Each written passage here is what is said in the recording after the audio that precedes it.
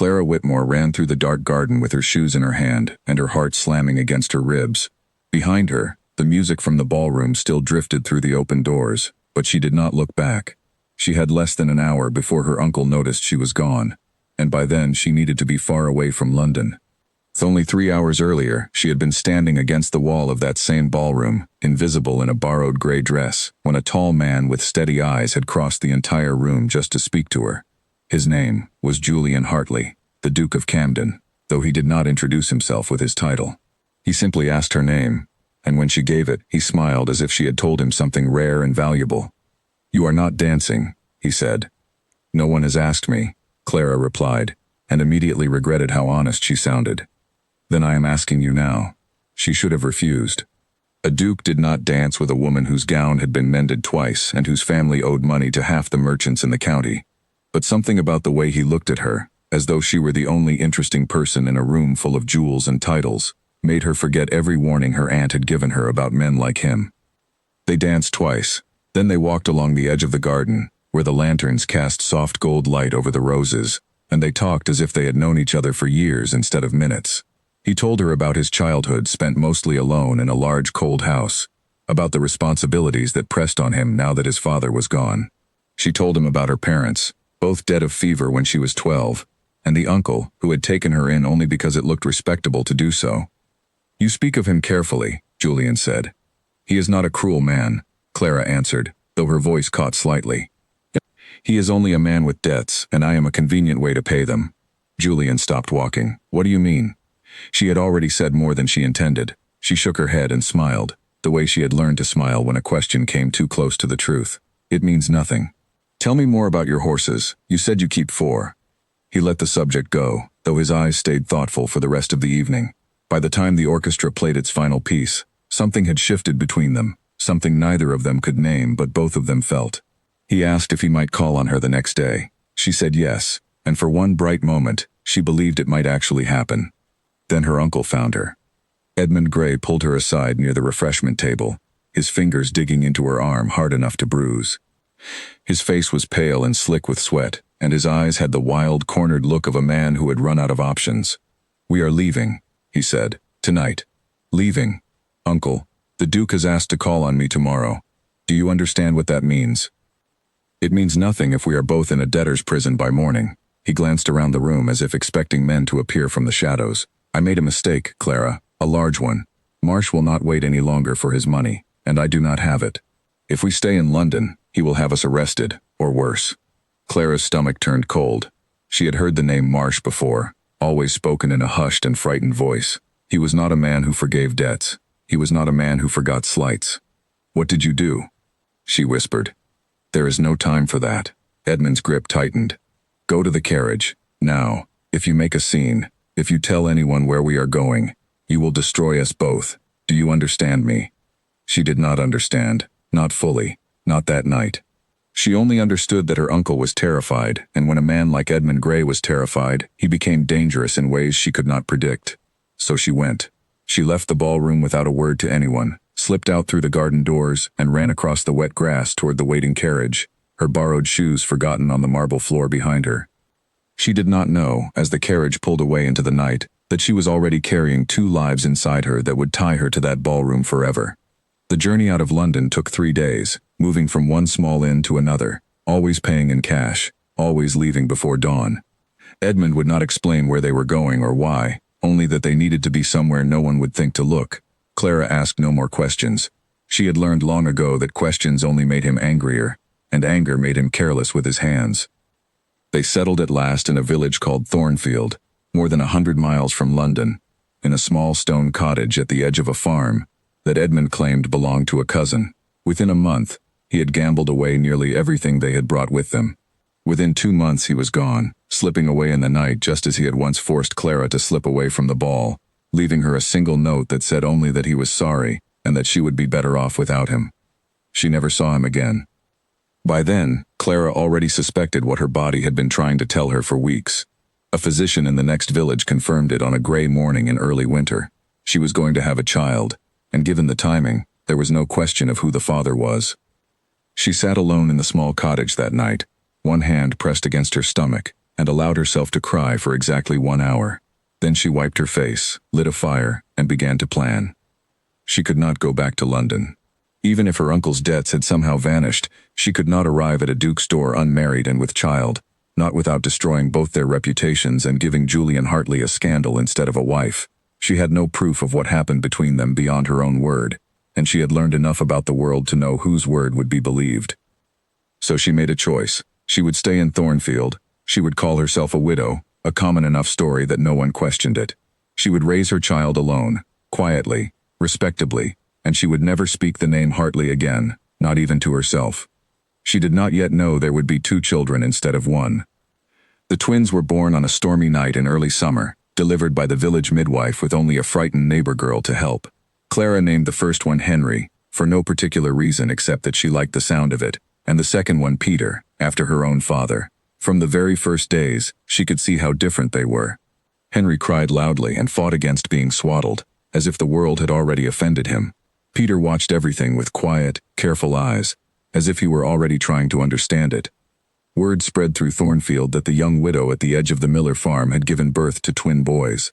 A few of the older women clicked their tongues and murmured about the convenient timing of a marriage no one had witnessed and a husband no one had met. But Clara held her head high whenever she walked through the village, and after a while, most people decided it was easier to accept her story than to keep questioning it. She took work where she could find it, sewing dresses for the wealthier farmers' wives, mending coats for the blacksmith, teaching her letters to the children of anyone willing to pay a few coins for the lesson. It was not an easy life. There were nights she went without supper so the boys could eat, and winters so cold she burned the last of the furniture just to keep the cottage warm enough for 2 small children to sleep. But there were good moments too, more of them than she expected. The way Henry laughed when she spun him in circles in the garden. The way Peter would fall asleep only if she hummed a particular tune, one she had heard for the first time in a ballroom she tried very hard not to think about. The way both boys, even as infants, would turn toward the sound of her voice as though she were the safest place in the entire world. She told herself this was enough. She told herself she did not think of Julian Hartley, not the warmth of his hand at her waist during their dance, not the way he had looked at her as though she mattered, not the promise he had made to call on her the next day, a promise he never had the chance to keep. She told herself this so many times that some days she almost believed it. But late at night, after the boys were asleep and the cottage was quiet except for the wind outside, she would sometimes take out the single glove she had kept, one he had lent her during their walk in the garden when her hands grew cold, and she would hold it and remember a night that had changed everything and given her the 2 greatest gifts of her life, even if it had cost her everything else. She had no way of knowing that 100 miles away, in a cold and enormous house, a duke still thought of her too, still wondered what had happened to the quiet young woman in the gray dress who had vanished before he could learn her whole story, and still refused, year after year, to let anyone else take her place. In Thornfield, the seasons moved slowly, one into the next, marked mostly by the changing work in the fields and the changing size of 2 growing boys. Clara found a rhythm to her days that felt almost peaceful, if she did not look too closely at the loneliness underneath it. She rose before dawn to light the fire, fed the boys, walked the 2 miles into the village to deliver whatever mending she had finished, and returned before dusk to make supper from whatever she could afford that week. The villagers grew used to her presence, even fond of it. Mrs. Abernathy, who ran the small shop near the church, began setting aside scraps of ribbon and thread for Clara without charging her the full price. The blacksmith's wife, a broad and cheerful woman named Grace, often invited Clara and the boys to sit by her fire on the coldest evenings, and the 2 women became something close to friends, though Clara never told her the full truth of where she had come from or why. Henry grew into a boy who could not sit still, always climbing something he should not, always asking questions faster than Clara could answer them. Peter grew into a boy who watched before he acted, who noticed when his mother was tired even before she said a word, and who once, at only 4 years old, brought her a cup of water without being asked, because he had seen her hands shaking after a long day of sewing. Clara often studied their faces in the evening light, and saw things there she tried not to name. The particular angle of a jaw, a way of tilting the head when thinking hard about something, a stubbornness that neither of them could have learned from her, since she had spent most of her life trying not to be stubborn at all, trying instead to be quiet and unnoticed and safe. She kept the glove wrapped in a piece of cloth at the bottom of an old trunk, along with the 1 other thing she had carried out of London that night. a small pressed flower from the garden where she and Julian had walked. She told herself these things meant nothing anymore, that they were simply old paper and old fabric, worth nothing to anyone. But she never once considered throwing them away. The knock at the cottage door came just as Clara was pulling the last loaf of bread from the oven, and something about the sharpness of it made her pause with the hot pan still in her hands. She was not expecting anyone. It was too late in the evening for a customer, and Grace never knocked twice in that clipped, impatient way. Clara set down the bread, wiped her hands on her apron, and opened the door to find a man she did not recognize standing on her step, his coat too fine for a farmer, and his boots too clean for someone who had walked far. "Mrs. Whitmore," he said, though it was not really a question. "Yes. My name is Alan Foss. I represent a Mr. Marsh, of London." He said the name as though it should mean something to her, and it did, though she kept her face perfectly still. "He believes you may have information regarding the whereabouts of a man named Edmund Gray." Clara's heart began to pound, though she did not let it show. "I have not seen my uncle in 5 years. I have no idea where he is." Mr. Marsh finds that difficult to believe, given that Mr. Gray vanished shortly after arriving in this very village with you. Foss glanced past her, into the small, warm cottage, where she knew the boys were sitting near the fire. "Mr. Marsh is owed a great deal of money. He is a patient man, but his patience is not without limits. He would be very interested to know if Mr. Gray has been in contact with you, or if you have received any money from him that might have originally belonged to Mr. Marsh." "I have received nothing," Clara said, her voice steady, even as her hands trembled at her sides. "I have not heard from him since the night he left. I have 2 sons to raise, sir. I have no money of my own, let alone anyone else's." Foss studied her for a long moment, his eyes moving over the modest cottage, the worn dress, the calluses on her hands from years of sewing. Whatever he saw seemed to satisfy him, at least for the moment. "If you do hear from him," he said, "Mr. Marsh would consider it a great kindness if you informed us. He is not a man who forgets a debt, Mrs. Whitmore, and he is not a man who forgives an insult easily." He left as abruptly as he had arrived, walking back down the lane toward a waiting horse. Clara stood in the doorway until he disappeared around the bend, then closed the door, latched it, and leaned her back against the wood, her whole body shaking. "Mama?" Peter's small voice came from behind her. He was standing near the fire, watching her with the same careful eyes he always had, too perceptive for a 5-year-old boy. "Who was that man?" "No one important," Clara said, forcing a smile onto her face as she turned to look at him. "Just someone asking about directions to the next village. Come, your brother has probably eaten your share of the bread by now." Henry, predictably, had already torn a large piece from the loaf and was chewing it with the unashamed satisfaction of a boy who never worried about anything for very long. Clara sat between them at the small table, and for the rest of the evening she forced herself to laugh at Henry's jokes and answer Peter's questions about why the moon changed shape, even though her mind kept circling back to the man on her doorstep and the name he had spoken. Marsh was not someone she had ever met, but she had heard enough about him from her uncle's frightened whispers to know that his patience, however real, would not last forever. If Edmund resurfaced somewhere, if he made some foolish attempt to pay off a portion of his debt with money he did not honestly have, Marsh's men might come looking for her again, and next time they might not leave so easily. That night, after the boys were asleep, Clara sat by the last of the fire and allowed herself to think, really think, about how fragile everything she had built truly was. She had a roof, small as it was. She had food on the table most days. She had 2 healthy sons and a place in a community that had come to accept her, even respect her. But all of it rested on a story that was not entirely true, and on the hope that no one who mattered would ever look closely enough to see the cracks. She thought too of Julian, as she rarely allowed herself to do anymore. If Marsh's men could find her in a village 100 miles from London simply by asking the right questions, then surely a duke with far greater resources could find her as well, if he ever decided to look. The thought filled her with something she could not quite name, a mixture of longing and terror so tangled together that she could not separate one from the other. She did not want him to find her like this, not living in a borrowed story, mending clothes to survive, raising his sons in a cottage with a leaking roof. Some prideful, wounded part of her wanted him to find her only after she had built something worthy on her own, something that owed nothing to his name or his money. But another part of her, quieter and more honest, simply wanted him to find her at all. The following weeks passed without further visits from Foss or anyone connected to Marsh, and slowly Clara allowed herself to breathe a little easier. Life in Thornfield continued in its familiar rhythm. The boys grew another inch, learned another handful of words, developed new obsessions that changed almost weekly.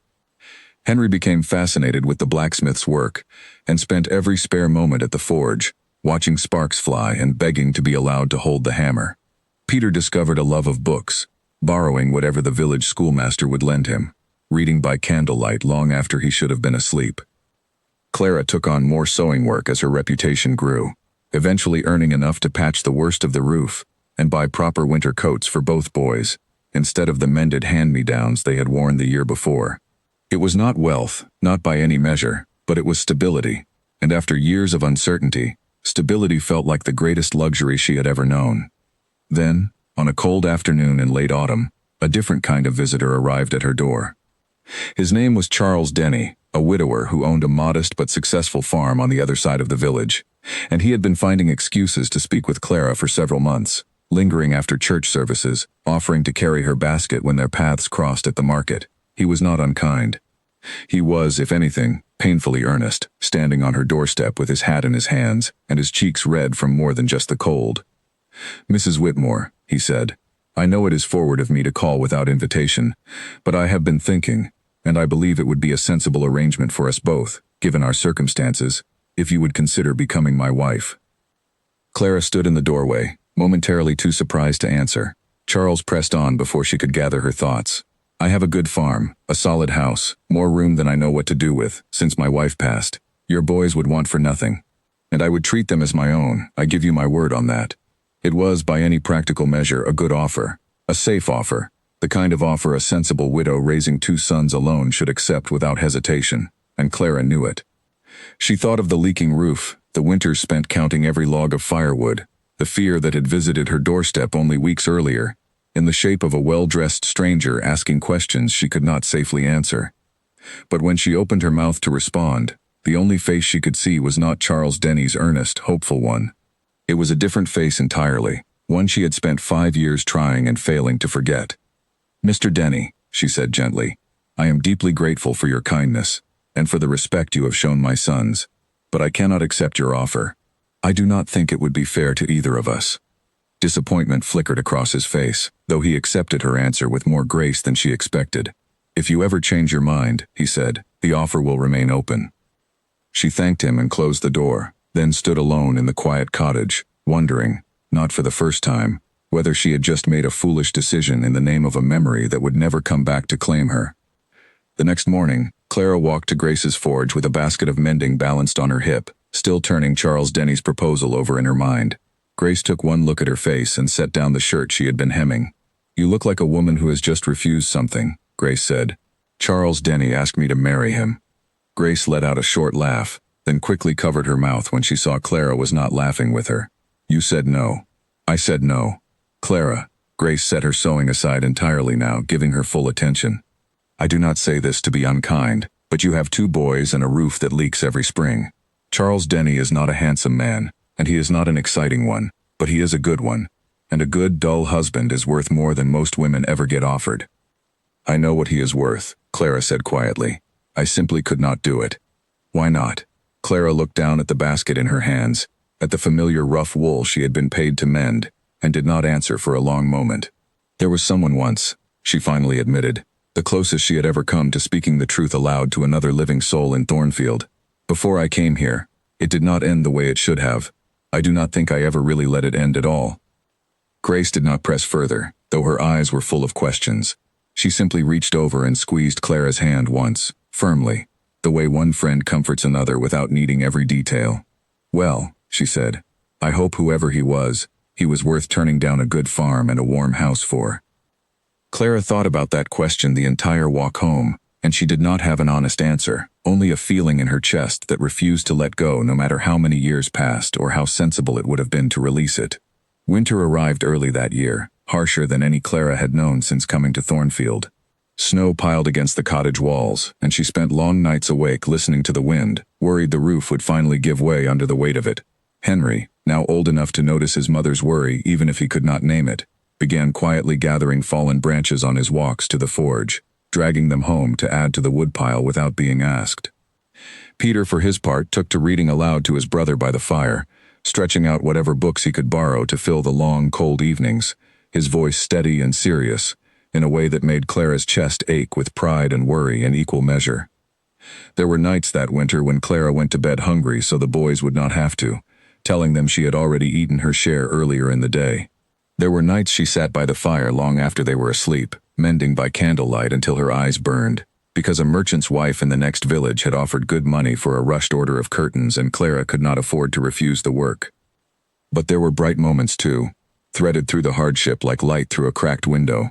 On the coldest night of the year, Grace and her husband arrived unannounced with a haunch of salted meat and an extra blanket, refusing to hear a single word of protest. On Christmas morning, the boys woke to find small carved wooden animals waiting for them, gifts Clara had commissioned from the local carpenter in exchange for a full season of mending his family's clothes. And their delight was so complete, so unguarded, that for one entire day Clara forgot to be afraid of anything at all. By the time spring arrived, melting the snow and softening the frozen ground, Clara had survived the hardest winter of her life and come out the other side with her small family intact. She allowed herself, cautiously, to hope that the visit from Alan Foss had been a single frightening moment rather than the beginning of something worse, that Marsh had lost interest, that Edmund Gray had simply vanished into whatever hole he had crawled into and would never resurface to bring trouble back to her door. She did not yet know that hope, however cautious, was about to be tested in a way she could never have prepared for. She spent the early days of that spring planting a small garden behind the cottage, teaching Peter the names of the vegetables as she pressed seeds into the soil, while Henry chased chickens that did not belong to them across the neighboring field until Grace's husband chased him right back. It was, for a little while, an ordinary and peaceful season, and Clara clung to every quiet hour of it, sensing somehow that quiet hours were a limited thing, not to be wasted. She had no way of knowing that at that very moment, 100 miles away, Julian Hartley was standing in his study holding a small, worn glove that had somehow found its way back into his life, staring at it as though it might finally tell him where to look. Julian Hartley threw the letter across his study, and it landed against the leg of his desk, crumpled and useless, exactly like every other proposal his solicitor had arranged for him in the past year. "You cannot keep refusing every match your family presents," said his cousin Edward, who had taken to visiting more often lately, always with some new argument prepared. "The title needs an heir, Julian. Your uncle will not stop hinting about his own sons as alternatives if you continue this way, and you know precisely what that would mean for the estate." "Then let him hint," Julian said, staring out the window at the gray gardens below. "I will not marry a woman simply because she comes with the correct bloodline and no objections to a loveless arrangement. You are 30 years old, Julian. Most men your age have already buried a wife and remarried by now." "Most men your age talk too much," Julian replied, though without real anger. Edward only laughed and refilled his glass, accustomed by now to his cousin's moods. It had been 5 years since the ball where Julian met a woman whose name he barely learned before she vanished from his life entirely. 5 years of half-hearted courtships that went nowhere, of dinners with eligible young ladies whose conversation left him counting the minutes until he could excuse himself, of a persistent gnawing sense that he had let something important slip through his fingers on a single night he could not stop revisiting in his memory. He had tried, in the early months after the ball, to find her. He knew only her first name and the vague description of a family fallen on hard times, and London was full of women who matched that description in one way or another. He had made discreet inquiries through friends, through servants, through anyone who might have attended the same gathering, but every trail went cold within weeks. Eventually, his advisors convinced him the search was a waste of time and resources better spent on estate matters, and he had reluctantly let it go, or told himself he had. But he never forgot her voice, the particular honesty of it, so different from every carefully rehearsed sentence spoken to him by women who wanted his title more than his company. He never forgot the way she had spoken of her uncle with careful, guarded fear, a detail that had troubled him then, and troubled him even more now, with the benefit of years to consider what it might have meant. The letter Edward had brought that evening was, in its own way, unremarkable. It came from a business associate of the family, a man named Foss who occasionally handled delicate matters on behalf of a moneylender called Marsh, matters the family preferred not to discuss openly. The letter mentioned, almost as an afterthought, that Foss had recently traveled to a village called Thornfield while pursuing an outstanding debt connected to a man named Edmund Gray, and that he had located Gray's niece living there under a different name, raising 2 young sons alone.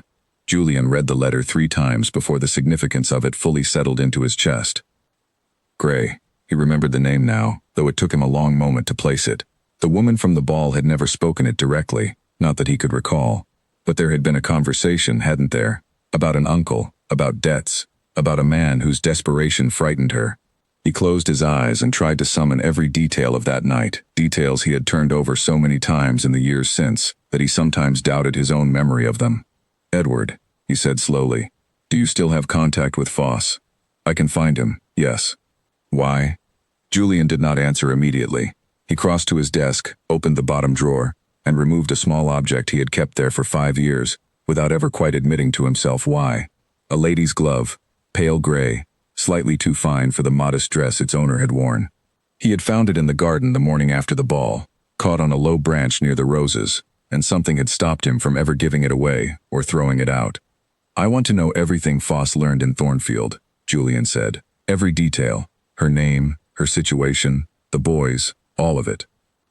Edward's expression shifted from mild curiosity to genuine surprise. "Julian, this is madness. A woman vanishes from a ball 5 years ago and you have never once mentioned wanting to find her again. And now, out of nowhere, a single mention of a village sends you into this state." "It is not nowhere," Julian said quietly. "I have thought of her every day since that night, Edward. I simply stopped believing there was any use in saying so." Edward studied his cousin for a long moment, then set down his glass entirely. "2 sons, the letter said." "Yes." "Julian." Edward's voice grew careful, almost gentle. "Have you considered what that might mean, given the timing?" The room went very still. Julian had considered it, in the seconds after reading the letter, in a rush of feeling too large and too immediate to examine closely. He forced himself now to do the arithmetic properly, counting backward from whatever age the letter suggested the boys might be, matching it against the exact number of years since the ball, and by the time he finished, his hands had gone cold. "I need to go to Thornfield," he said. "You need to think this through first," Edward warned. "If this woman has spent 5 years building a life under a false name, she has done so for a reason. Perhaps she does not wish to be found. Perhaps the boys are not what you are imagining at all, and you will arrive at her door and destroy whatever peace she has managed to build for nothing more than a suspicion. And if they are mine," Julian's voice was low but unshakable, "if I have 2 sons living in poverty in some village while I sit in this house, refusing wife after wife because none of them were ever her, and I do nothing, simply because it might be inconvenient or uncertain. I could not live with that, Edward. I would rather ride into that village and be wrong than stay here and always wonder." Edward said nothing for a long moment, then finally nodded, recognizing the particular stubbornness in his cousin's expression that no argument would move. "Then I will find Foss tonight, but Julian, whatever you learn, go carefully. A duke arriving unannounced in a small village will draw attention you may not want, especially if this woman has spent 5 years trying not to be noticed." Julian barely heard the warning. His mind was already racing ahead, past the practical concerns of travel and discretion, to a single image he could not stop imagining. A woman he had spent 5 years failing to forget, and 2 small boys who might carry his own blood in a village he had never heard of until an hour ago. That night, he did not sleep. He sat in his study with the glove in his hands, turning it over and over, remembering the particular way she had laughed at something foolish he said near the roses, remembering the honesty in her eyes when she spoke of a childhood cut short by loss, remembering, most of all, the promise he had made and never kept, to call on her the very next day. By morning, Edward returned with Foss's full account, written out in careful detail. A village called Thornfield, roughly 100 miles north. A woman calling herself Clara Whitmore, though Foss confirmed she had arrived in the village under the guardianship of a man named Edmund Gray, matching the name Julian remembered. 2 sons, twins, born within the first year of her arrival. A modest life built on sewing work, respected by her neighbors, careful and quiet in every way. Julian read the account twice, then set it down and looked at his cousin. "I am leaving within the hour." "Julian, at least send word ahead, arrange for proper accommodations, do this the correct way." "I have spent 5 years doing things the correct way, waiting for the correct woman to appear at the correct social event, and it has brought me nothing but empty rooms and a house that feels colder every year I live in it alone." Julian was already moving toward the door, calling for his valet, his mind fixed entirely on the road ahead. "I am done waiting for the correct way, Edward. I am going to Thornfield." His family, when they learned of his sudden departure, reacted with a mixture of alarm and disapproval that Julian expected and largely ignored.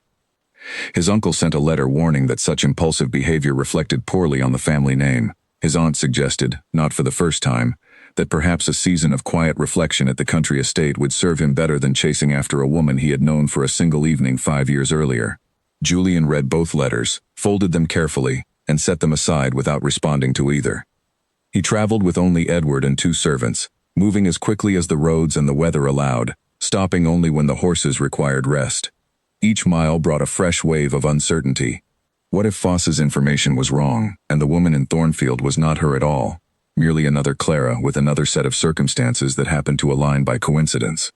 What if it was her, but she wanted nothing to do with him after 5 years of silence, after whatever hardship had shaped her life since that ball? What if the boys were not his, and he arrived only to humiliate a woman who had already suffered enough at the hands of men who made promises they did not keep? But beneath every uncertainty ran a single, steady thread of certainty that would not let him turn back. He remembered her voice too clearly, her eyes too vividly, the particular ache in his chest every single time he had watched another woman across a ballroom, and felt nothing at all compared to what he had felt in one short evening 5 years ago. Whatever waited for him in Thornfield, he needed to see it for himself. They stopped for the night at a coaching inn roughly halfway through the journey, and Julian found himself too restless to sleep, pacing the small room while Edward sat by the fire, watching him with quiet concern. "You have not spoken of her in years," Edward said eventually. "Not once, in all this time. I assumed you had truly let the matter go." "I let myself stop speaking of it," Julian admitted. "That is not the same thing as letting it go." He sat down heavily across from his cousin, rubbing a hand over his tired face. "Do you remember the woman I nearly married when I was 23, Lady Anne?" "Of course. Your mother adored her." "I did not," Julian said. "I liked her well enough. She was clever and kind, and would have made a perfectly reasonable duchess. But when I imagined a lifetime beside her, I felt nothing but a kind of quiet dread, as though I were agreeing to a comfortable prison.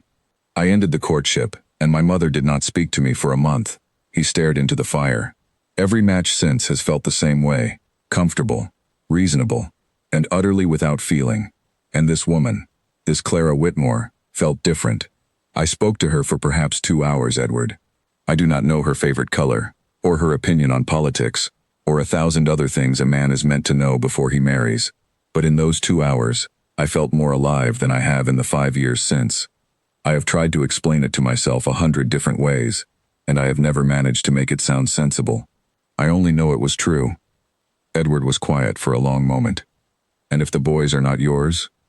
Then I will have made a fool of myself for nothing, and I will return home and let my uncle's sons inherit whatever title he is so eager for them to have." Julian's voice was steady, though something flickered behind his eyes. "But I do not believe that is what I will find, Edward. I have a feeling about this that I cannot shake, and I have learned, slowly and painfully, not to ignore feelings that will not let me sleep."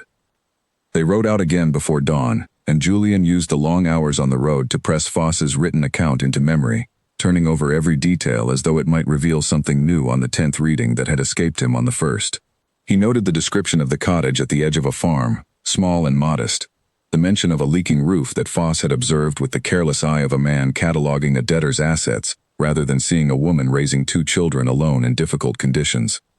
He noted, too, the description of Clara herself, unchanged in Foss's telling except for the years and the hardship they had clearly added, still composed, still careful, still giving away nothing more than she intended to.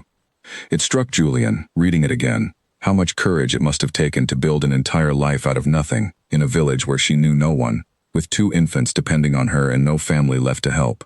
He thought of his own life during those same 5 years, filled with servants and comfort and the small irritations of a man who wanted for nothing material and yet felt, somehow, that something essential was missing. The contrast sat uneasily in his chest. By the second evening, the carriage crossed into the county where Thornfield lay, and Julian found himself watching the passing fields with a strange, tight feeling under his ribs, half anticipation and half dread. Edward, sensing his cousin's mood, kept his own counsel for once, allowing the silence to stretch comfortably between them, rather than filling it with argument. "We will reach the village by tomorrow afternoon," the driver called back through the small window, and Julian nodded, though his mind had already traveled far ahead of the carriage, imagining 100 different versions of the moment he might finally see her again, and preparing himself, as best he could, for the very real possibility that none of them would match whatever actually waited for him at the end of the road. He thought of the last words he had spoken to her, a promise to call the next day, spoken with the easy confidence of a man who had never once imagined the world might not cooperate with his plans. He wondered if she remembered those words too, if she had waited even a single hour for a knock that never came, or if she had simply understood, the way women in her position so often had to understand, that promises made by men above her station rarely survived the morning light. Whatever she believed of him now, whatever anger or hurt 5 years of silence had built in her heart, Julian intended to finally keep the promise he had broken, however late it arrived. He thought, too, of the boys, if they truly existed as he now believed. 2 sons he had never held, never named, never once considered in all the years he had spent worrying instead about tenants and harvests and the tiresome business of his title. He tried to imagine their faces and found he could not really, though he pictured small versions of Clara's steady eyes and felt something unfamiliar and fierce rise in his chest at the thought of them growing up without knowing his name at all. Edward broke the silence once more as the light began to fade over the fields. If this goes as you hope, Julian, you understand what it will mean, not only for you, but for her, and for 2 boys who have grown up believing themselves to be a widow's sons. You cannot undo 5 years in a single afternoon. I do not intend to undo anything, Julian said quietly. I intend to finish what I started, however long it has taken me to return and do it. The carriage rolled on through the gathering dusk, carrying him closer with every turn of the wheels to a village he had never seen, and a truth he was no longer willing to live without. Clara dropped an entire basket of eggs the moment she saw him standing across the village square, and the sound of them shattering against the cobblestones made half the market turn to look, though she barely noticed. Her whole body had gone rigid, her breath caught somewhere between her chest and her throat, because there, unmistakably, stood Julian Hartley, 5 years older but exactly as she remembered him, dressed in fine traveling clothes that marked him as a stranger to everyone in Thornfield except her. For a moment neither of them moved. Around them, the ordinary business of the market continued, farmers calling out prices, children weaving between stalls, entirely oblivious to the fact that 2 lives had just collided again after 5 years of careful, separate silence. Julian recovered first, crossing the square with long, purposeful strides that closed the distance before Clara could even consider fleeing. "Clara," he said, and the sound of her real name in his voice, after so many years of hearing only Mrs. Whitmore, nearly undid her composure entirely. "Your Grace," she managed, dropping into an automatic, unsteady curtsy, though the gesture felt absurd, given everything unspoken between them. "Do not," he said, more gently than she expected. "Not that. Not from you." She straightened, forcing herself to meet his eyes, though every instinct screamed at her to run. "What are you doing here? I could ask you the same question, except I already know the answer, or I believe I do." His gaze moved briefly, deliberately, to the 2 small boys standing near her skirts, who had gone quiet and watchful at the sudden tension radiating from their mother. Henry, bold as always, stared openly up at the stranger. Peter hung back slightly, his sharp eyes moving between Julian's face and Clara's, clearly sensing something important was happening that no one was explaining to him. Clara felt the ground shift beneath her feet.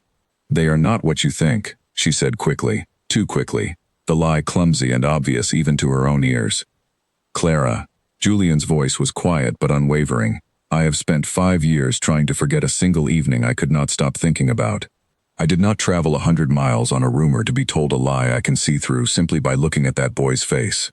His eyes moved to Peter again, and something in his expression cracked slightly, some careful composure giving way to raw feeling he could not quite disguise.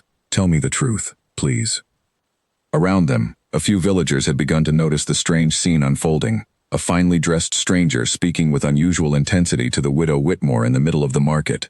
Clara felt the weight of their curious glances, and knew this was not a conversation to have surrounded by half of Thornfield.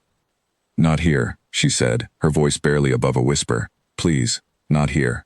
Julian nodded once, understanding immediately, and Clara gathered the boys, murmuring some hurried explanation to Mrs. Abernathy about needing to return home early, ignoring the older woman's obvious curiosity. Julian followed at a respectful distance, close enough to keep them in sight, far enough to avoid drawing more attention than they had already gathered. The walk back to the cottage felt endless. Clara held both boys' hands, gripping them perhaps too tightly, her mind racing through 100 possible ways this conversation might unfold, and finding no comfort in any of them. Henry, sensing his mother's distress but not understanding it, kept glancing back at the stranger following them, his young face full of open curiosity rather than fear. Peter said nothing at all, but Clara could feel him watching, absorbing, already piecing together fragments of a puzzle his mother had spent 5 years trying to keep hidden from him. Inside the cottage, Clara sent the boys to the small back room with instructions to occupy themselves quietly, though she doubted either of them would obey for long, especially Peter, whose ears she suspected would remain pressed to the thin wall between rooms for the entirety of whatever conversation followed. Julian stood near the door, seeming suddenly too large for the modest space, his presence filling the small cottage in a way that made Clara acutely aware of every crack in the walls, every mended patch in the curtains, every sign of the hardship she had lived through since the night they parted. "You should have told me," Julian said, once the door to the back room had closed. His voice was not accusatory, exactly, but there was pain woven through it, old and deep. 5 years, Clara. 5 years I spent wondering what happened to you, refusing every match my family arranged, and you were carrying my children the entire time, alone, in a village I had never even heard of. How was I supposed to tell you? Clara's composure finally broke, 5 years of careful control giving way all at once.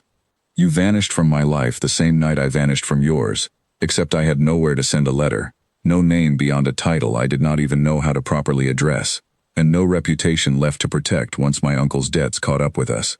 I fled London in the middle of the night, because a moneylender was going to see us both thrown into prison. I did not have the luxury of writing to a duke to announce an inconvenient pregnancy. I would have come for you. His voice was fierce now, wounded. I would have found you, Clara, married you, protected you from whatever your uncle had done. You did not give me the chance. I did not know that then, her voice cracked. I knew you for a single evening, Julian. One evening of dancing and conversation, however wonderful it felt, was not enough for me to gamble everything on the hope that a duke would choose a penniless, disgraced woman over his own family's expectations. Men make promises at balls all the time. I had no way of knowing yours was different. The words hung between them, heavy and true, and Julian's anger seemed to drain out of him as quickly as it had risen, replaced by something closer to grief. I suppose I cannot fault your reasoning, he said quietly. I only wish, more than I can say, that you had trusted me enough to find out. Clara wrapped her arms around herself, suddenly exhausted by 5 years of carefully maintained composure finally cracking under the weight of his presence. What do you want, Julian? Why did you truly come here? I want to know my sons, he said simply. I want to know you, properly, without a ballroom and a stolen evening standing between us. And I want to understand what danger drove you from London that night, because I do not believe for a moment that a debt alone explains the fear I saw in you at that ball, or the fear I still see in you now. Clara flinched, and Julian noticed immediately, his eyes sharpening with concern. Clara, what are you not telling me? Before she could answer, a small, careful voice spoke from the doorway of the back room. Peter stood there, having clearly abandoned any pretense of obeying his mother's instructions, his sharp eyes fixed on Julian with an intensity far beyond his years. Are you our father? He asked.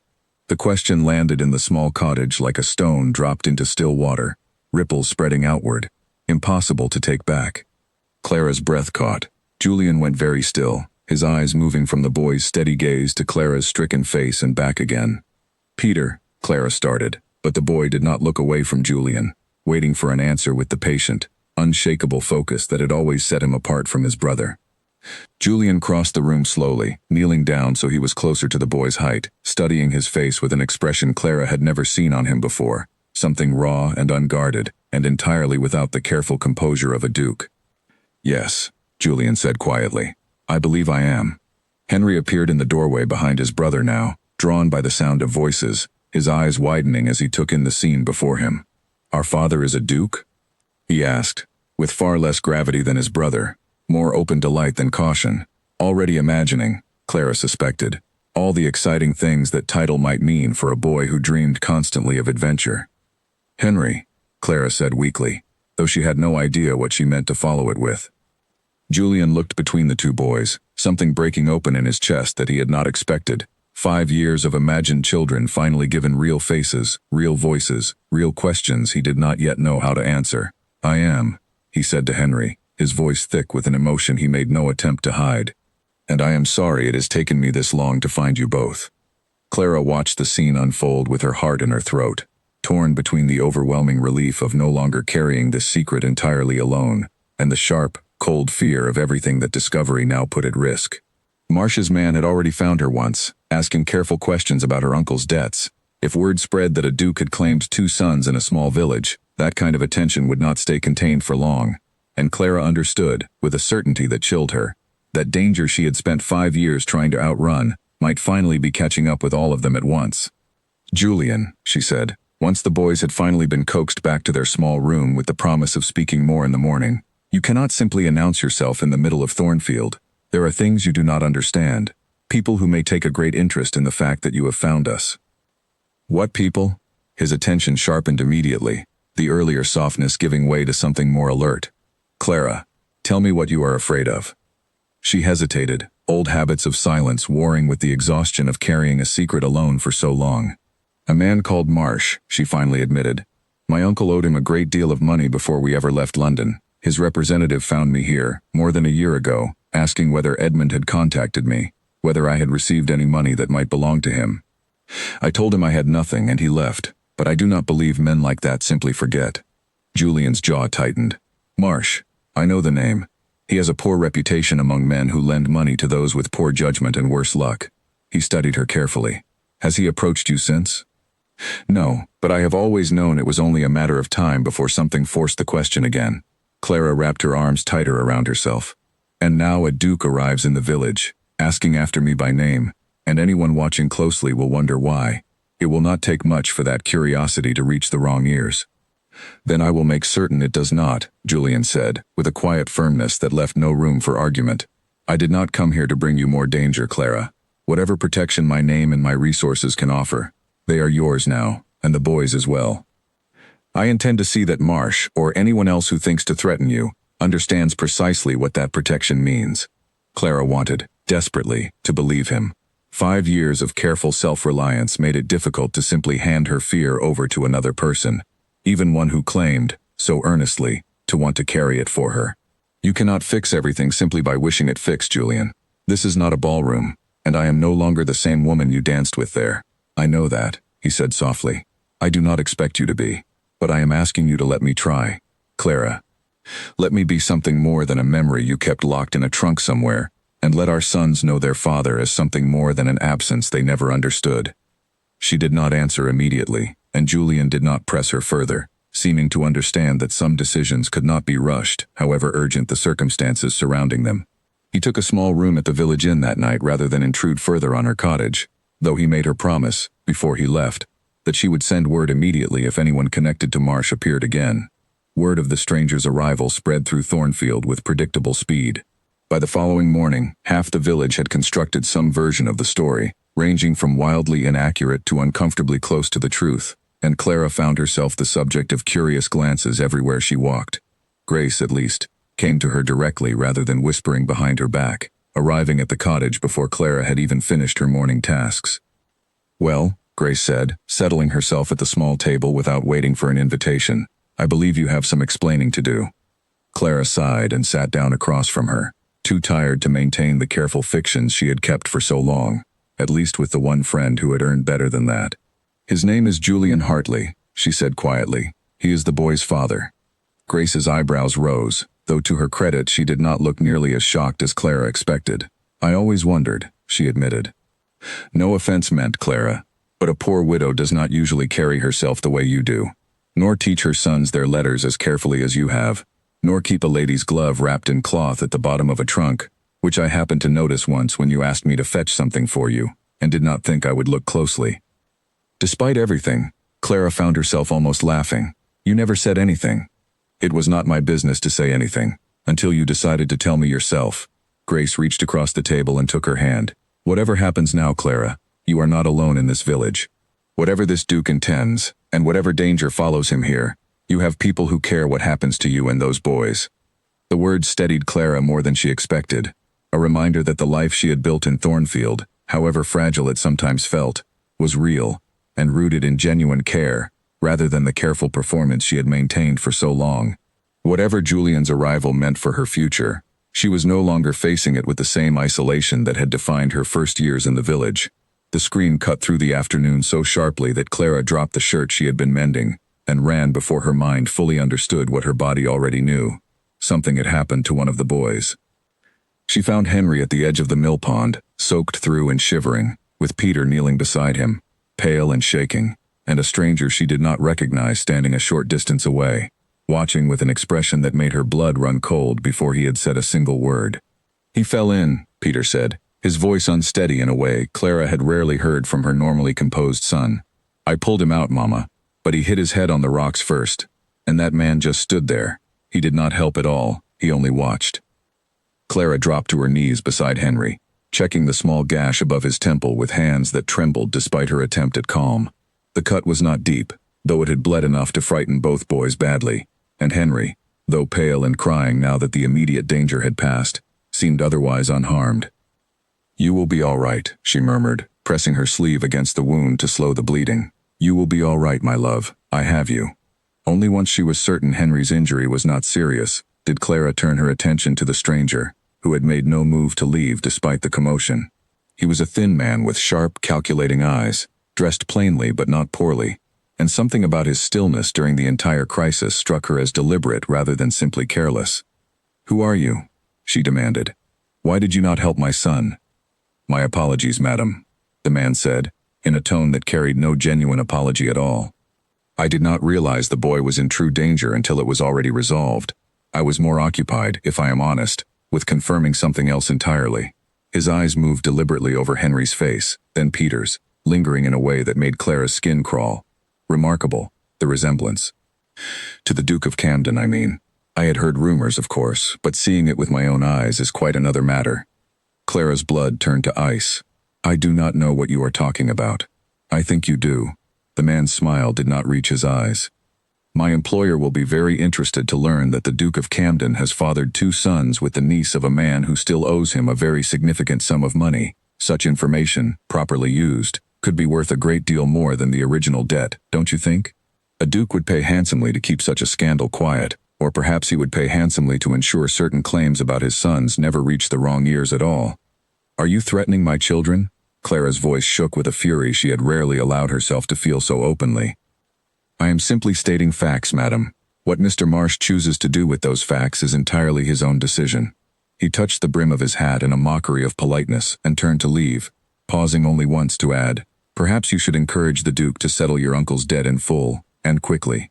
It would resolve so many complications for everyone involved." He walked away unhurried, leaving Clara kneeling by the mill pond with a bleeding son in her arms and a fear coiling in her chest that felt entirely different from anything she had faced before. This was no longer a matter of avoiding notice or maintaining a careful fiction. Someone had seen the boys clearly enough to recognize Julian in their faces, and that someone worked for a man who dealt exclusively in leverage and threat. She got both boys home as quickly as she could manage, cleaned and bandaged Henry's wound properly, and sent Peter running to the inn with an urgent message for Julian, unable to trust anyone else with what needed to be said. Julian arrived within minutes, his composure cracking the moment he saw the bandage on Henry's head. "What happened?" Clara explained everything. The fall into the mill pond, the stranger's cold indifference to Henry's danger, and then, her voice growing tighter with every word, the threat that followed. Julian's expression darkened steadily as she spoke, and by the time she finished, his jaw was set with a hard, controlled anger she had not seen in him before. "Marsh sent a man to threaten my sons," he said quietly, "using the excuse of your uncle's debt to extort money from me directly." "It is worse than that." Clara's hands twisted together in her lap. "If word spreads that the boys are yours, and that they were born before any acknowledged marriage, the scandal alone could damage your position, your family's reputation, everything you have built. Marsh understands that perfectly well. He will use it, one way or another, whether through blackmail now or public exposure later, if the money is not enough." Julian knelt in front of her, taking her hands in his with a gentleness that contrasted sharply with the hard set of his jaw. "Clara, listen to me. I do not care about scandal. I do not care what my uncle thinks, or what whispers follow us through London drawing rooms for a season or 2. I care about you and our sons being safe, and I will not allow a moneylender's threats to dictate how I protect my own family." "Your family," Clara repeated softly, testing the word as though she had not quite believed she was allowed to claim it. "Yes," Julian said firmly, "my family. That is precisely what you are, Clara, whether we have made it official in the eyes of the law yet or not. And I intend to make it official, properly, as soon as possible. Not because Marsh is forcing my hand, but because it is what I should have done 5 years ago if fate had given us the chance. Despite the fear still coiled tight in her chest, something in Clara's heart loosened at his words, a hope she had not allowed herself to fully feel since the night of the ball. What do we do about Marsh? Julian's expression turned resolute. I will pay the debt your uncle owed, in full, immediately, removing any financial claim Marsh believes he has over you or your family. But I will not allow him to believe that payment buys silence about anything else. Blackmailers who succeed once rarely stop at a single payment, and I refuse to spend the rest of our lives looking over our shoulders for his next demand. Then what will you do? I will make the truth impossible to use against us, Julian said. I intend to acknowledge you and the boys publicly, properly, before Marsh or anyone else has the chance to twist the story into something shameful. A scandal loses all its power the moment there is nothing left to hide. Clara stared at him, both terrified and, beneath the terror, quietly amazed at the certainty in his voice. You would do that? Announce everything, before you are even certain how society will receive it. I have spent 5 years letting fear of what others might think keep me from the one thing I actually wanted, Julian said. I will not make that mistake again, Clara. Not with you, and not with our sons. They spent the rest of that evening making careful plans, Julian sending Edward ahead to London with instructions to begin settling the debt with Marsh through his solicitor, and to quietly prepare the ground for whatever announcement would follow. Clara, for her part, found herself swept into decisions moving faster than she had time to fully absorb, though for the first time in 5 years, she did not feel entirely alone in facing them. That night, after the boys were finally asleep, exhausted from the day's fright, Clara sat with Julian in the small front room of the cottage, both of them quiet in the aftermath of everything that had happened. I am sorry, Julian said eventually, for all of it. For the years you spent alone, frightened, raising our sons without any support I should have provided. If I had found you sooner, none of this danger would have touched you at all. You could not have known, Clara said softly. I made certain of that, Julian. I hid myself as carefully as I knew how, out of fear and pride in equal measure. If anyone bears responsibility for the years lost, it is shared between us both, not carried by you alone. Perhaps, Julian allowed, though his eyes remained troubled. But I intend to spend the rest of my life making certain you never face danger like today's again, whatever it takes. Clara studied his face in the low firelight, searching for any trace of the careless privilege she had half expected to find in a duke's promises, and found instead only quiet, steady resolve. I believe you, she said, and realized, with something between relief and wonder, that she meant it completely. 2 days later, word arrived from London that Marsh's man, upon learning of Julian's direct involvement and the swift, full settlement of Edmund Grey's debt, had withdrawn entirely, unwilling to risk the attention and resources of a duke determined to fight rather than quietly pay for silence. The immediate danger had passed, though Clara knew the larger challenge, of facing London society with the truth of her son's parentage, still lay ahead of them. In the days that followed, Julian did not return to London immediately, as Clara half expected him to. Instead, he remained in Thornfield, taking rooms at the inn and spending his days at the cottage, slowly, carefully working his way into a life that had existed for 5 years entirely without him. It was not always easy. Henry welcomed him with open enthusiasm from the very first afternoon, delighted by the novelty of a father who arrived with stories of horses and hunting in faraway places, following Julian around the cottage and the village with the unguarded devotion of a boy who had spent years imagining exactly this. Peter, however, remained more cautious, watching Julian with the same careful, evaluating eyes he turned on everything new and uncertain, neither rejecting him outright, nor rushing to embrace the sudden presence of a father he had never known. He does not trust easily, Clara explained one evening, watching Peter through the window as he sat alone in the garden, a book open on his lap though his eyes kept drifting toward the cottage rather than the page. He has always been that way. He watches everything before he decides what to feel about it. He is wise to be cautious, Julian said.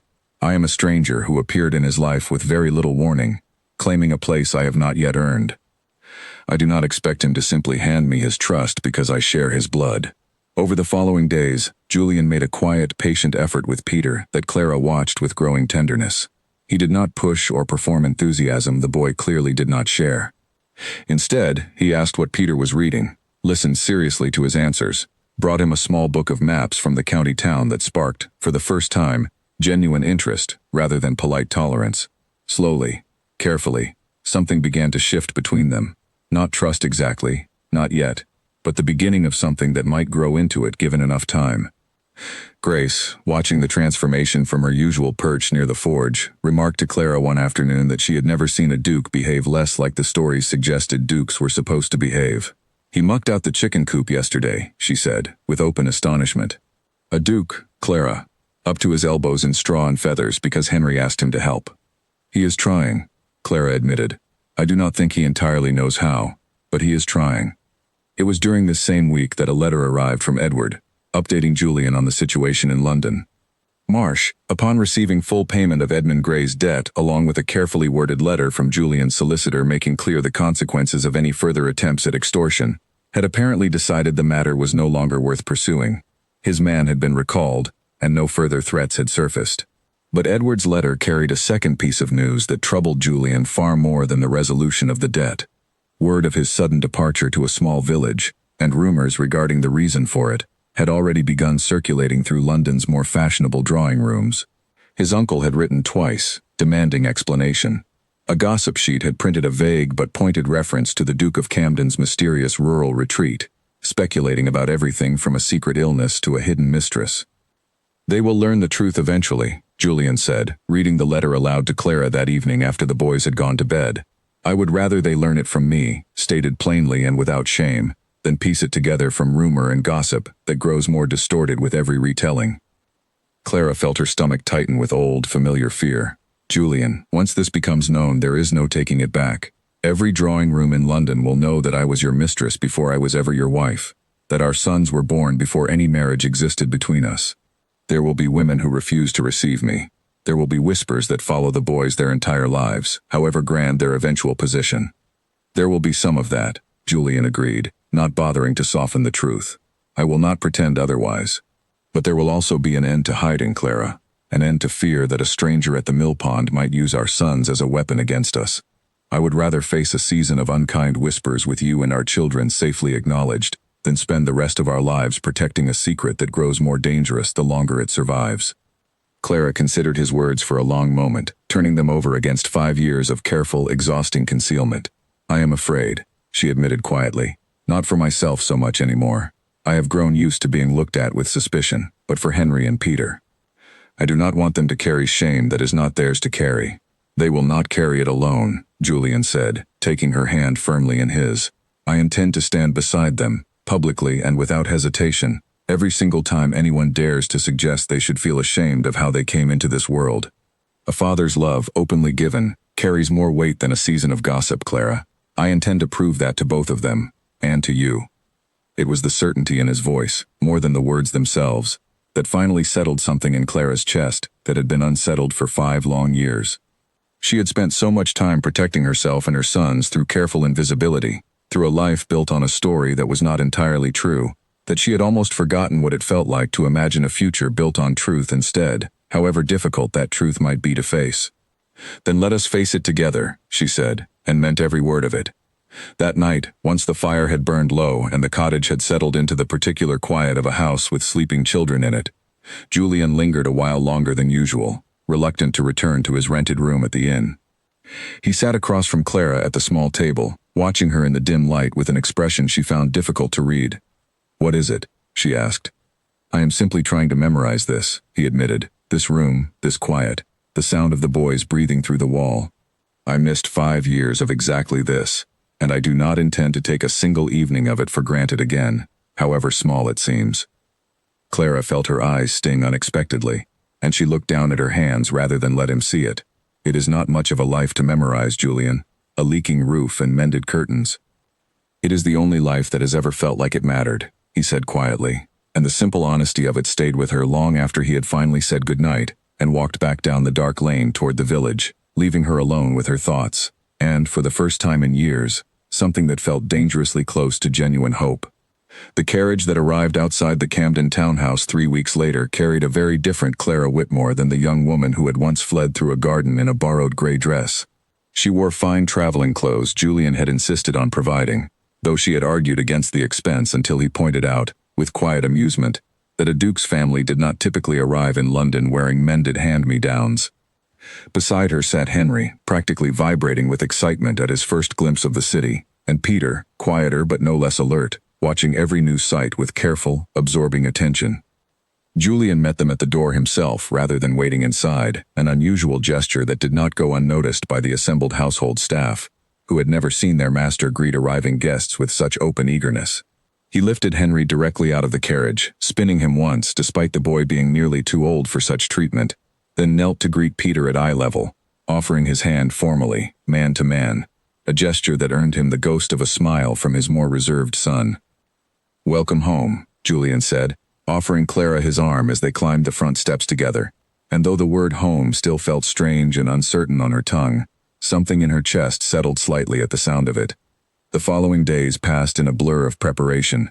Julian had already set the wheels of his plan in motion during the weeks apart, drafting a careful public announcement with his solicitor, arranging a private audience with several key members of his family to explain the situation before any public statement, and, most significantly, securing a special license that would allow him and Clara to marry within days, rather than waiting through the customary weeks of arrangement. His uncle, predictably, was the most difficult to convince. He arrived at the townhouse the morning after Clara's arrival, his face tight with disapproval before he had even removed his hat. "Julian, this is madness.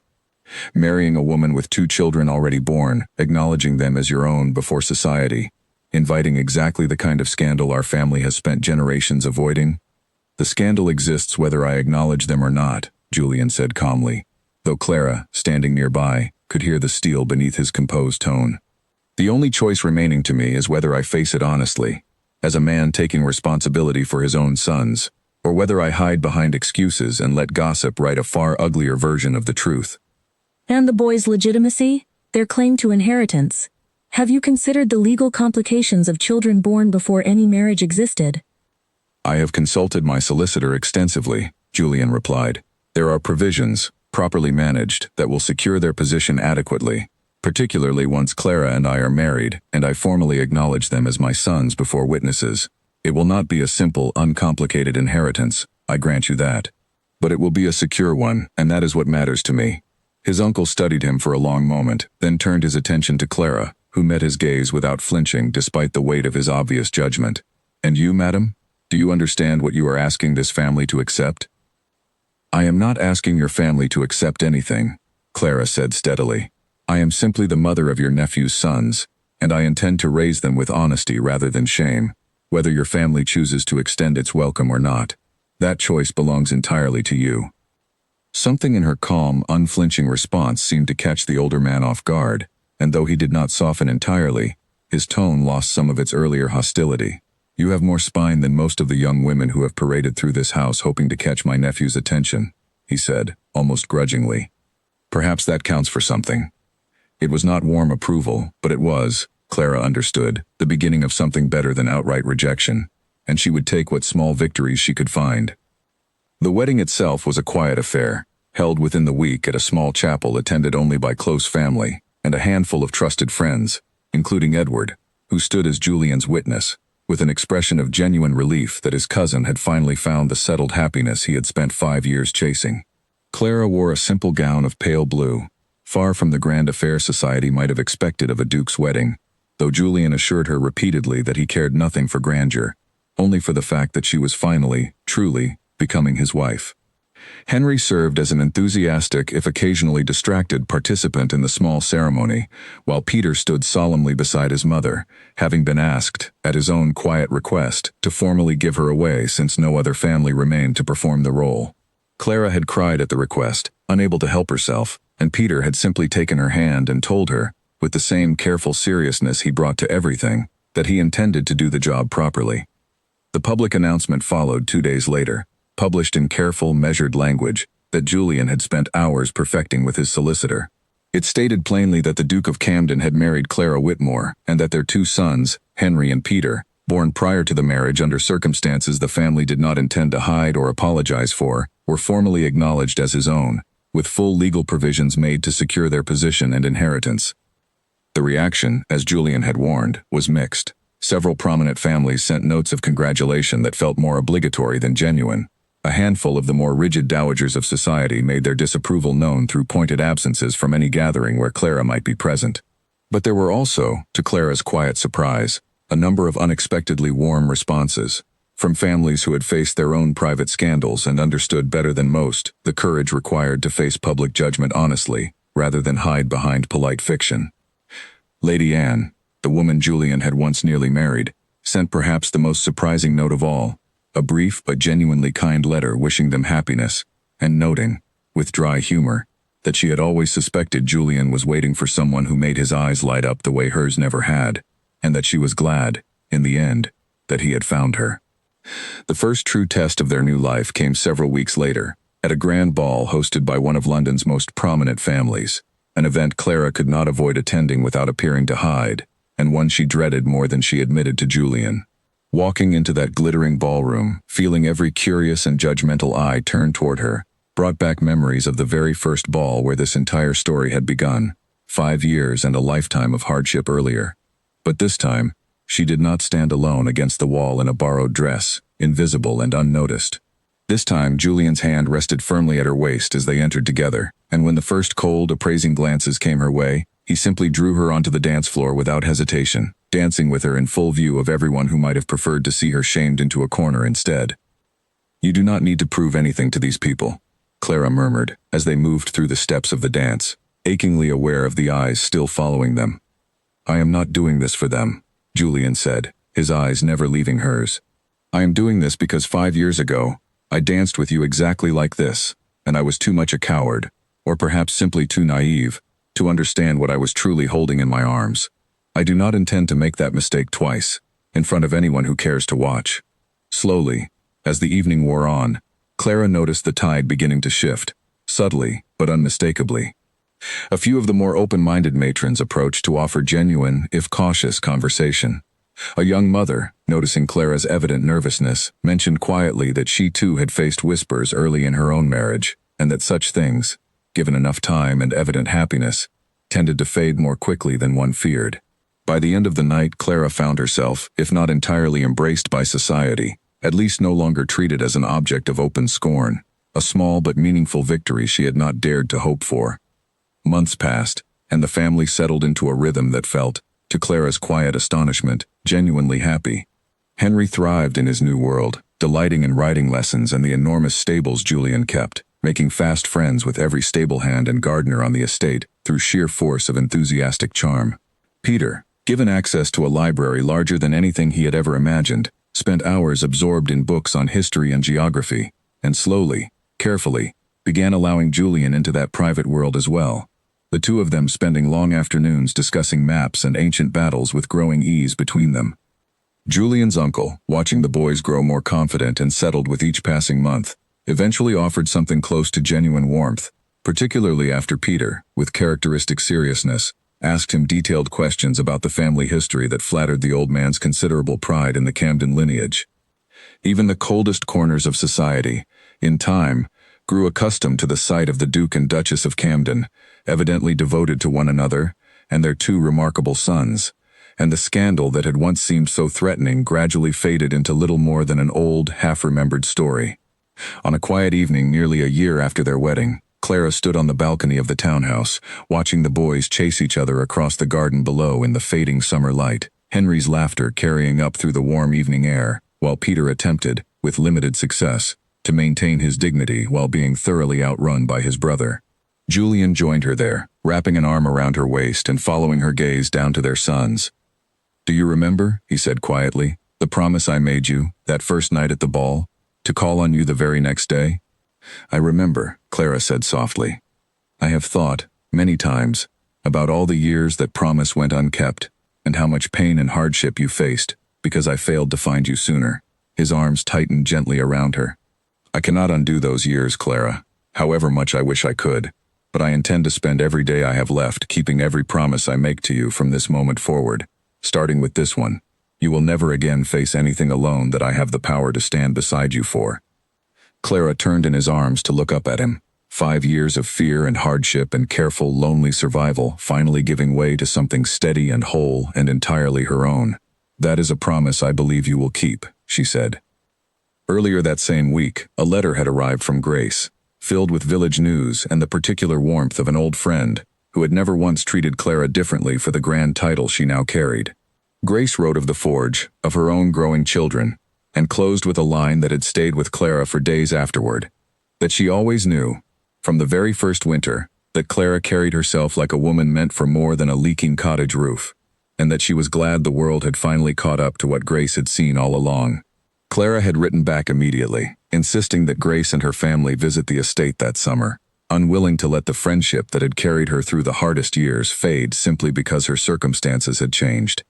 Charles Denny, too, had sent a brief, gracious note when news of the marriage reached Thornfield, wishing her every happiness with no trace of bitterness, and Clara had felt a quiet gratitude for the kindness of a man whose sensible proposal she had once turned down for reasons she could not fully explain at the time, reasons that made complete sense to her now. The estate itself had slowly become something Clara scarcely recognized from her early anxious weeks there, when every unfamiliar hallway and watchful servant had felt like one more test she might fail. She had found, over the months, her own particular place within it, taking a genuine interest in the small tenant farms scattered across Julian's lands, remembering all too well what it felt like to worry over every harvest and every unexpected expense.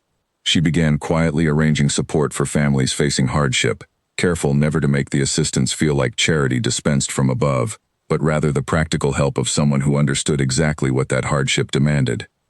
Julian, watching her take to this work with such natural instinct, had remarked once that she managed the estate's tenants with more genuine understanding than any steward he had previously employed, and Clara had laughed and told him that 5 years of counting every log of firewood taught a person things no steward's education ever could. Peter's relationship with his father continued to deepen in its own quiet way, built less on grand gestures than on small, accumulated moments of shared attention. Julian began taking him along on visits to the tenant farms, explaining patiently the responsibilities that came with the land, and Peter absorbed every detail with the same careful seriousness he brought to his books, eventually beginning to offer his own thoughtful observations about which farms seemed to be struggling and which showed particular promise. It was, Julian confided to Clara one evening, like watching a younger version of himself, minus the years of loneliness that had once made him so slow to feel anything at all. Henry, for his part, remained gloriously himself, charming every member of the household staff, occasionally testing the patience of his more serious tutors, and filling the halls of the townhouse with a kind of unguarded joy that Julian admitted he had never once heard echo through those rooms during his own solitary childhood there. When Henry once asked, with the blunt curiosity only a child could manage, whether Julian regretted having missed the boy's early years, Julian had knelt down to his level and told him honestly that he regretted it more than almost anything else in his life, but that he intended to make up for every missed year, with all the ones still ahead of them. As autumn settled over the estate that year, Clara stood again on the same balcony where Julian had made his renewed promise months earlier, watching the boys, now a little taller, a little more sure of themselves in this grand new world they had been given, still chasing each other through the same garden below with the same unrestrained laughter. Julian joined her, as he always did, and together they watched the last of the summer light fade into a warm autumn evening. "I used to think," Clara said quietly, "that the night I fled that ballroom was the worst night of my life. Everything I lost, everything I had to become afraid of, all of it began there." "And now?" Julian asked. "Now I think it was simply the beginning of a much longer story," she said, "one I could not have imagined surviving, let alone one that would end here, with you, and with them." She nodded toward the garden below. "I would not trade a single hardship of those 5 years, difficult as they were, if it meant losing even one day of what came after." Julian pulled her closer, pressing a kiss to her temple as the boys' laughter continued to rise warm and unbroken from the garden below, and when he kissed her there on the balcony, with their son's joy filling the evening air around them, she understood, at last, that the frightened girl who had once fled through a moonlit garden had finally, fully, come home.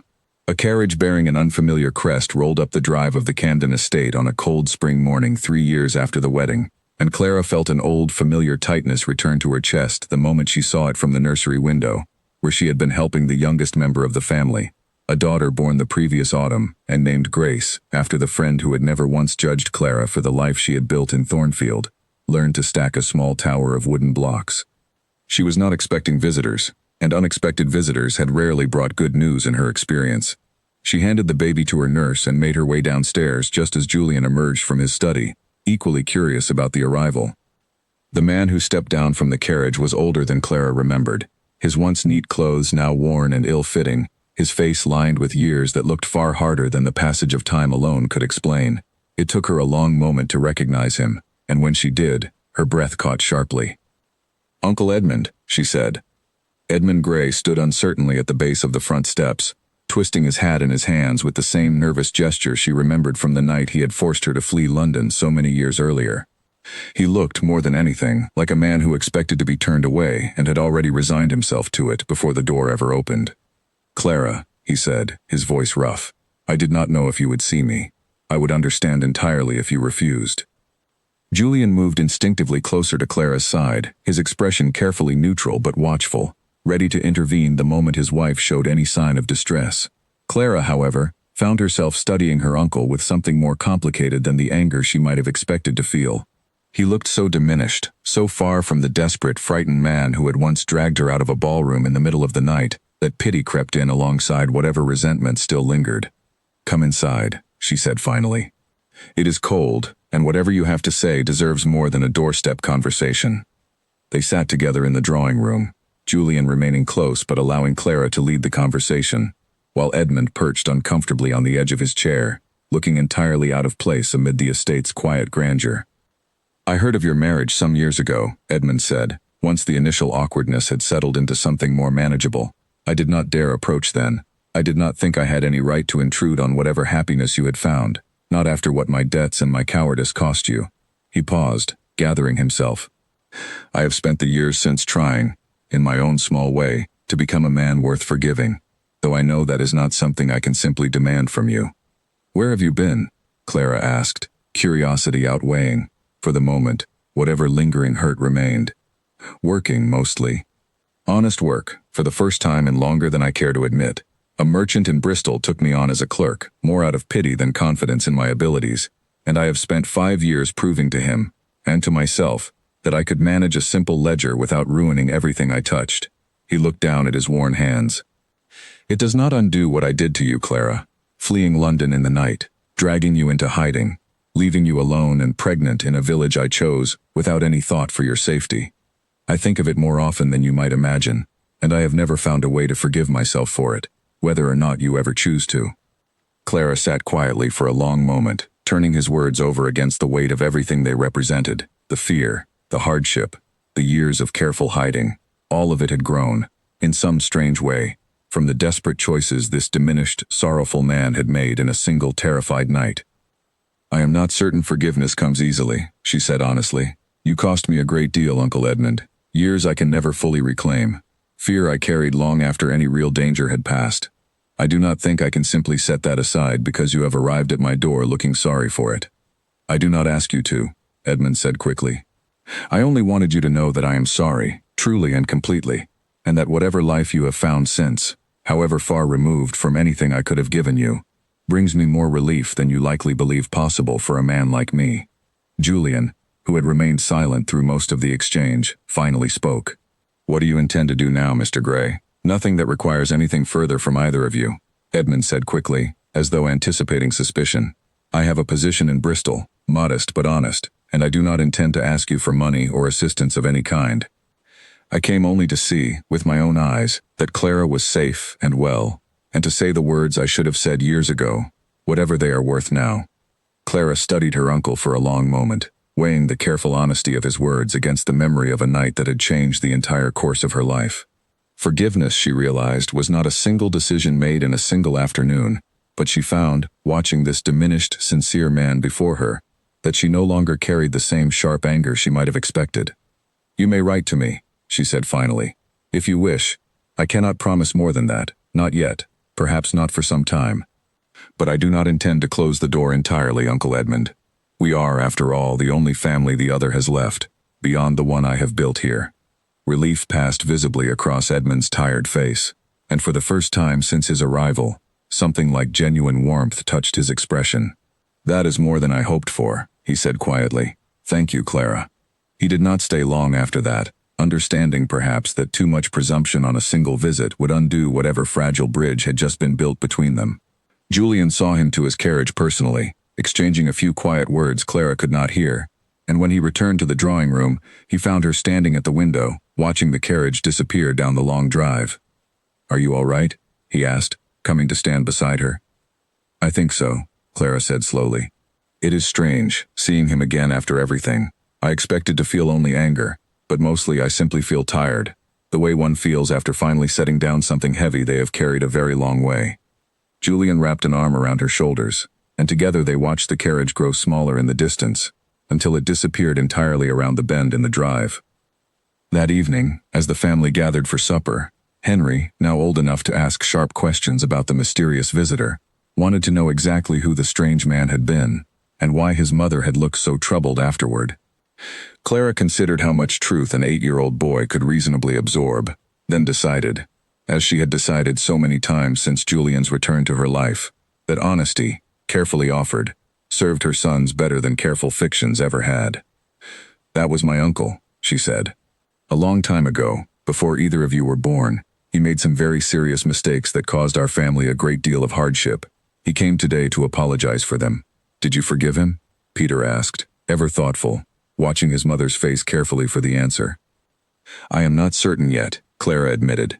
"Forgiveness is not always a single decision, Peter. Sometimes it takes time, and sometimes people have to prove, through their actions, and not just their words, that they deserve it. But I have decided to leave the door open, and to see what he does with that chance." Peter considered this with his usual gravity, then nodded slowly, as though filing the lesson away alongside all the others he collected so carefully. Henry, characteristically, had already moved on to a more pressing question about whether the strange man's carriage horses had been faster than his own, and the conversation drifted into easier, lighter territory, the way it always seemed to in a household full of children determined not to let any single moment grow too heavy for too long. Later that night, once the children were settled and the house had grown quiet, Clara sat with Julian by the fire, little Grace asleep in her arms, and found herself reflecting on how far the road had truly stretched, from a frightened girl fleeing through a garden with borrowed shoes in her hand, to this, a life built on honesty rather than hiding, on chosen family as much as blood, on hardship that had, against every reasonable expectation, given way to something whole and lasting. "Do you ever wonder," she asked Julian quietly, "what might have happened if my uncle had never forced me to flee that night? If I had simply stayed, and you had called the next day as you promised?" Julian considered the question seriously, watching the fire for a long moment before answering. "I think perhaps we would have married sooner and spared ourselves a great deal of hardship along the way, but I do not know if I would be quite the same man, Clara, without those years of searching, without learning what it truly meant to want something enough to chase it across 100 miles of uncertain road. And I do not know if you would be quite the same woman, without everything you built alone in Thornfield, the strength you found in yourself when you had no one else to rely on." Clara considered this, looking down at their sleeping daughter, then across the room to where Henry and Peter's shared bedroom door stood slightly ajar, spilling a thin line of lamplight into the hallway where the boys, she suspected, were still awake past their proper bedtime, whispering to each other about carriage horses and mysterious visitors. "Perhaps you are right," she said softly. "Perhaps every hard road simply leads, eventually, to exactly where it was always meant to end." Julian reached over and took her free hand, threading his fingers through hers with the same quiet certainty he had shown her every day since finding her again in that small village square. "Wherever the road led," he said, "I am only grateful it finally brought us here, together, and that it never has to lead anywhere without you again." Outside, the spring evening settled softly over the estate, over the gardens where two boys had once first learned their father's face, over the quiet halls that had grown warm and full of laughter in a way they had never known before Clara arrived to fill them, and over a family built not from convenience or duty, but from a love that had survived 5 years of separation, danger, and uncertainty to find its way, at last, fully and completely home.